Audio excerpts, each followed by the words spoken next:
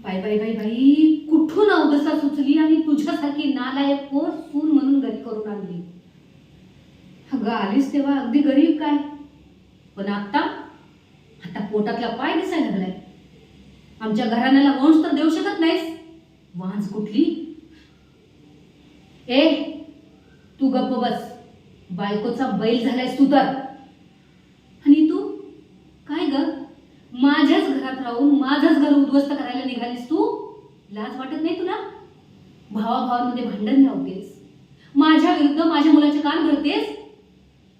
आणि वासू तू तू देखील हिला साथ देतोयस. अरे अशी काय जादू केली रे हिने तुझ्यावरती? अशी कोणती पट्टी बांधली तुझ्या डोळ्यावर की तुला कोणीच दिसत नाहीये, ना भाऊ बहीण कुणी कुणी दिसत नाही. बस एक शब्द पुढे बोलू नकोस. सगळं कळालंय मला. अच्छा, पट्टी माझ्या डोळ्याला नाही रे, तुझ्या डोळ्याला बांधली आहे. सून म्हणून घ्यायची लायकी नाही आहे हिची. आणि म्हणूनच मी ठरवले, या आशा बाईला माझ्या घरात स्थान नाही.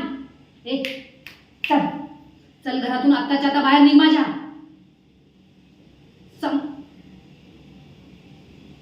काय म्हणालास? हिला घरातून बाहेर काढलं तर तूही जाशील? अरे खूप उपकार होतील.